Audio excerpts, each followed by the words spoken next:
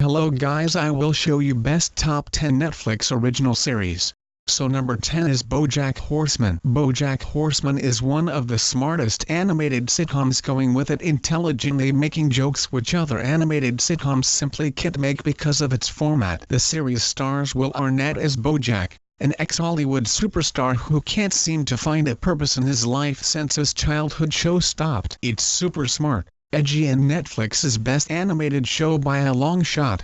Number 9 is The OA. Much like Stranger Things literally coming out of nowhere, the same applies for the recently released series called The OA. It's a mystery, supernatural thriller that is actually hard to explain what it's about, but almost everyone who has seen it loves it. The OA stars Britt Marling, Scott Wilson, and Patrick Gibson.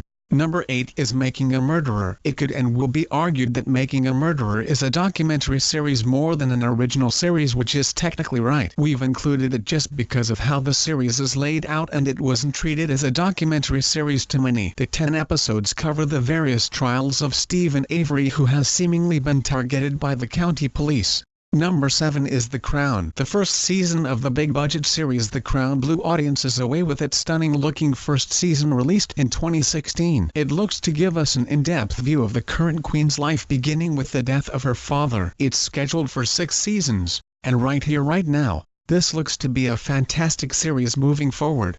Number 6 is Narcos. Narcos came to a stunning conclusion in 2016 with the ultimate death of Pablo Escobar, but began introducing us to our next big drug lord obsession, with the series shifting to cover the Cali cartel, who in many people's opinions was far worse than Pablo. The series is half spoken in Spanish with English subtitles, but that doesn't detract from the performance of Wagner Moura.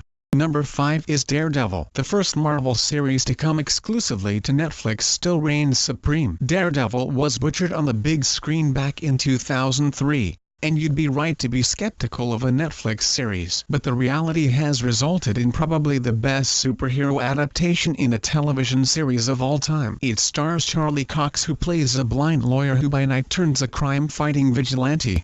Number 4 is Orange is the New Black. This is undoubtedly the fans' favorite. It had a rocky season last year, but season 4 returned the show to form. Lovable characters, engaging character arcs, and pleasing payoffs make this show one of the best prison comedy dramas of all time. The original plot was based on the true story of Piper Kerman's time in jail. It's strayed a little since then, but is still a great story.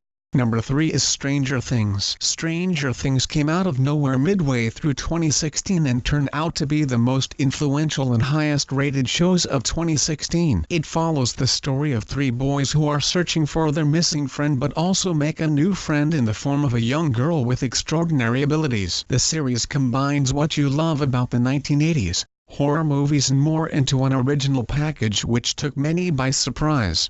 Number 2 is Black Mirror. Black Mirror became a full Netflix original in 2016 with 6 brand new sci-fi inspired episodes, which brought plenty of new stories with plenty more episodes to come in the future. It also meant Netflix gained exclusivity to the first 2 seasons plus the Christmas special. The anthology shows gives us a brand new mind-bending plot each episode, which will have you thinking long after the credits roll.